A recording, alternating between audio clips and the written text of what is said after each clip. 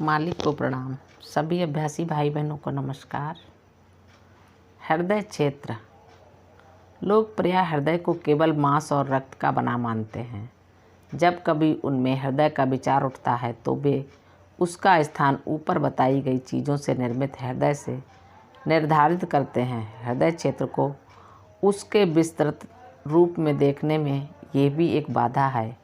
यह सचमुच एक विशाल वृत्त है जिसमें आंतरिक और बाहरी सभी चीज़ें शामिल हैं। आदि मन के बाद भी जितनी भी बातें हैं वे सभी हृदय क्षेत्र से संबंधित हैं। सभी कमल या चक्र उसकी ही सीमाओं में स्थिर हैं। दूसरे शब्दों में उन सभी को भली भांति इसी बड़े क्षेत्र का एक भाग कहा जा सकता है। मानव पहुँच की स्थितियाँ इसी में छिपी पड़ी हैं। तुरीय अवस्था वही है, सुषुप्ति उसी का एक भाग है। उस क्षेत्र में हम पानी में बत्तखों की भांति खेल रहे हैं। दिव्य लोक की मुक्त आत्माओं के साथ आपस में संपर्क की स्थिति यहीं से शुरू होती है। मन इसी क्षेत्र में अपना काम पूरा कर लेता है। यही ईश्वर का मुख्य मार्ग है। जब तक हम इससे होकर आगे न बढ़ें हम ईश्वर तक नहीं पहुंच सकते। नारद इसी क्षेत्र में अपनी वीणा बजा रहे हैं। अधिकांश लोग अपने शरीर के अतिरिक्त और कुछ अनुभव नहीं करते। उनके विचार इसी बिंदु पर स्थित रहते हैं। वे सोचते हैं कि उनका शरीर ही एकमात्र ऐसी वस्तु है जिसकी रक्षा की जाए। वे इसे ही सब कुछ मान बैठते हैं। वे अपने शरीर को गलते नहीं देखना चाहते। जब कभी वे बीमार होते हैं तो वे डॉक्टरों के पास ही बने रहते हैं। शरीर की पूरी तरह देखभाल करना ही उनका ध्येय और लक्ष्य बन जाता है। वे इस पनपते विचार से छुटकारा नहीं पाना चाहते। वे पूरे समय अपने ही मालिक यानी शरीर की सेवा करते हुए मिलते हैं। आत्मा का उनके लिए कोई महत्व नहीं है। ये उनके लिए फुर्सत में सोचने वाली बात है। इसके अतिरिक्त उन्हें कोई फुर्सत ही नहीं मिलती। अपने देह के चारों ओर उन्होंने कितने घेरे बना रखे हैं। ये शरीर पहले ही ठोस था। उन्होंने चारों ओर से खूब ठोक पीट कर इसे और भी ठोस और सख्त बना दिया है। उनके विचार अब कहाँ ठहरते हैं? शरीर पर या उसके अंदर। जब आप किसी खास बात पर बल देते तो अंदर विचार उभरने लगते हैं, परंतु वे पहले से ही बने विचारों के अनुरूप होते हैं। आप अपने अंदर जो कुछ पाते हैं वे शरीर के प्रति कार्यशील विचार ही होते हैं। अभी आप शरीर के लिए कार्य करने लगते हैं। आप ऐसे ही शरीर से संपर्क बनाए रखते हैं तथा उसे और भी ज़्यादा ठोस बना देते हैं। स्वाभाविक रूप से हमारे विचार जब वे शरीर को छूने के बाद पलटते हैं तो ठोस बन जाते हैं।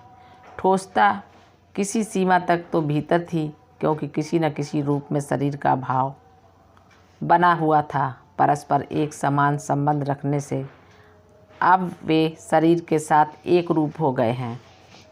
अब आप ठीक एक ग्लोब की भांति कहे जा सकते हैं जिसके ध्रुव और धुरी भीतर हों। आपको शरीर के कुछ अंगों के बारे में पता है। आप हृदय को धड़कते हुए भी महसूस करते हैं। आप सांस लेने और छोड़ने का अनुभव करते हैं। आप इन सभी क्रियाओं को उन अंगों के कार्य से जोड़ देते हैं। आप ये भी जानते हैं कि ये सभी अंग शरीर में अलग अलग जगह पर स्थित हैं। आपको यकृत, हृदय, फेफड़े आदि का अंदाज़ा है। आप वस्तु एक इकाई के रूप में शरीर का कार्यभार पूरा कर रहे हैं, लेकिन वस्तुओं की ठोसता के साथ इसके अलावा आपके मन में और कुछ नहीं है। आप वस्तुओं के असली कार्य को नहीं जानते।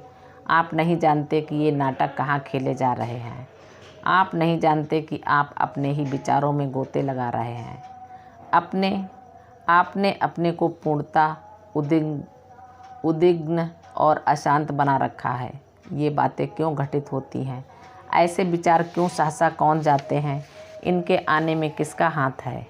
इन सभी बातों की बागडोर किसके हाथ में है या कौन राज्य कर रहा है? सिर्फ हृदय और कोई नहीं। आपने खुद ही अपने हृदय को ऐसा बना लिया है जिसके कारण ऐसे परिणाम सामने आते हैं। इसका नतीजा अशांति के अलावा और कुछ नहीं होता। ये सभी विचार हृदय के कारण थे और इसके बाद पहले चरण पर आपके सभी कर्म केवल इसी के द्वारा शासित और नियंत्रित होंगे। यदि नासमझी से निर्देशित किए गए तो गलत और यदि समझदारी से निर्देशित किए गए तो सही। इसका अर्थ है कि ये उन सब कर्मों का मालिक है। ये खुद में एक नियंत्रक शक्ति है। आपके भीतर स्थित आपके हृदय की ये हालत है। ये विभिन्न तरीकों और रंगों में काम कर रहा है। सृष्टि रचना के विचार से सर्वशक्तिमान की यह प्रमुख धमनी इसके माध्यम से कार्यरत है। आपके हृदय में घड़ी के लोलक की तरह का जो स्पंदन है वह कुछ और नहीं, केवल केंद्र तल में अदृश्य गति का प्रभाव है। हमारा हृदय उस अदृश्य गति के संपर्क में रहने से अपनी क्षमता अनुसार अपनी जगह पर वही कार्य करता है। इस प्रकार उसका कार्य लगभग वही है जैसा कि उस अदृश्य गति का था। ईश्वरीय अदृश्य गति का दृश्य रूप यह सागर की एक बूंद है। केंद्र से उत्पन्न यह केवल एक इकाई है। सीमित भाव में यह वही शक्ति है। वह महावस्तु असीमित शक्तियाँ रखती है। सीमाबद्धता आपकी अपनी संकीर्णता का परिणाम है। विश्व की रचना के लिए अदृश्य गतियाँ प्रमुख धमनी से अवतरित हुईं और वे विशाल वृत्त में बौछार की तरह फैल गईं।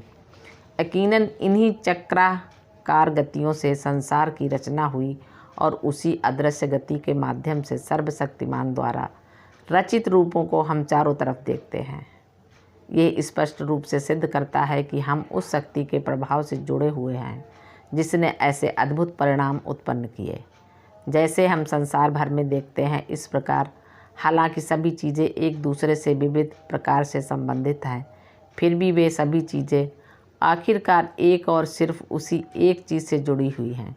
ये सभी चीज़ें उस बड़े व्रत में चारों तरफ चक्कर लगा रही हैं जिसका एक हिस्सा हमारा हृदय है। अपनी ही इच्छा शक्ति के द्वारा हमने सीमाएं बना ली हैं। यही कारण है कि हम अपने हृदय के अनंत व्रत को इन उपयुक्त बातों से अलग हुआ पाते हैं। प्रत्येक वस्तु इसी क्षेत्र के भीतर बसती है। जब चीज़ें बदलती हैं तो यहाँ पर प्रलय होती है और वे उस स्रोत को लौट जाती हैं जहाँ से उनका उद्गम हुआ। वस्तुओं के वर्तमान रूप में आने के पूर्व चक्राकार गतियाँ शुरू हो जाती हैं, जो कुछ स्थानों पर थोड़ी ज़्यादा होती हैं जबकि अन्य स्थानों पर थोड़ी कम। वे विराम स्थल अर्थात ज़्यादा या कम मात्रा वाले चक्रों के बिंदु कोष्ठकों की तरह प्रतिरोध शक्ति को बढ़ाने में सहायक होते हैं। उसी तरह जैसे कोष्ठक विद्युत धारा की शक्ति की वृद्धि करते हैं। प्रत्येक कोष्ठक पर एक कमल बना है जिसका नाम उसके द्वारा हो रही क्रिया के आधार पर दिया गया है। वे सब हृदय क्षेत्र नामक एक व्रत के भीतर पड़ते हैं। इनमें से प्रत्येक कमल के क्रिया कलाप भिन्न हैं। आध्यात्मिकता में किसी सीमा तक चक्र या कमल कहे जाने वाले इन्हीं उप व्रतों के द्वारा मानव विकास की स्थितियां नियंत्रित होती हैं। यदि किसी भांति हम ये बड़ा व्रत पार कर लेते हैं तो हमें ईश्वर के आदि या अधि मन के अतिरिक्त और कुछ पार करने को नहीं रह जाता, जो इस पूरी सृष्टि का कारण है। इसके पीछे केंद्र है जीवन का वास्तविक लक्ष्य। यह अंडे के आकार की विशाल वस्तु है, क्योंकि चक्राकार गतियाँ उसी प्रकार चलती हैं। हमें यह क्यों लगता है कि इसके नीचे कुछ है? सर्वशक्तिमान की धारा इस क्षेत्र में प्रवाहित होती है, या यूं कहिए कि इसी में भरपूर रहती है। इसमें एक अति गूढ़ रहस्य छिपा है। चक्राकार गतियों के कारण वहाँ ऐसे कण मौजूद हैं जैसे आप किसी अंधेरी जगह में जाने पर देखते हैं। ऐसा अनुभव आप अपने जीवन में हर रोज़ करते हैं। जब आप किसी अंधेरे कमरे में जाते हैं तो आपको उसमें छल्ले के आकार की प्रकाश की चिंगारियाँ मिलती हैं। छल्ले के समान ये सभी स्फुलिंग ईश्वर के पावन क्षेत्र में विद्यमान हैं। ये विभिन्न शक्तियाँ हैं जो कि व्रत में विद्यमान हैं। जब आप राजयोग के रास्ते पर प्रगति करते हैं तो ये सब विलीन होने लगती हैं। जब तक कि ये खत्म नहीं हो जाती। इस व्रत के शिखर पर पहुंचने पर अभ्यासी में विविध शक्तियां आनी शुरू हो जाती हैं। प्रत्येक ग्रंथि के खुलने का अभिप्राय होता है एक न एक शक्ति का आगमन। राजयोग का समर्थ गुरु इन्हें ठोक पीट कर तल को निर्विघ्न कर देता है। ठोक पीट से उत्पन्न होने वाली ऐसी शक्तियां साधक में स्वतः आ जाती हैं। ऐसा प्रत्येक स्फुलिंग ऊपर से उतरे हुए ऐसे ही स्पंदन का परिणाम है। जब भी आप इन चीज़ों को विलीन कर देंगे, आप इसके उच्चतम बिंदु पर पहुंच सकते हैं। यदि सभी चीज़ें पूर्णतः विलीन हो जाती हैं तो आप अपने अंदर उतनी ही शांति का अनुभव करेंगे जितनी कि इस संसार में पहली बार आने के कुछ पूर्व आपने अनुभव की होंगी। चारों ओर शांति व्याप्त हो जाती है, सादगी उसके निकट वास करने लगती है, सरलता इसका परिणाम है। हृदय क्षेत्र के उपव्रतों में ईश्वर ने कोष्टक प्रदान किए हैं। उनके बंधन तब तक टूटते जाते हैं जब तक कि वे अपनी पहचान खोकर निश्चल नहीं हो जाते और कोष्टकों की कोई शक्ति बाकी नहीं रह जाती। आप हर चीज़ के बंधन खोल देते हैं।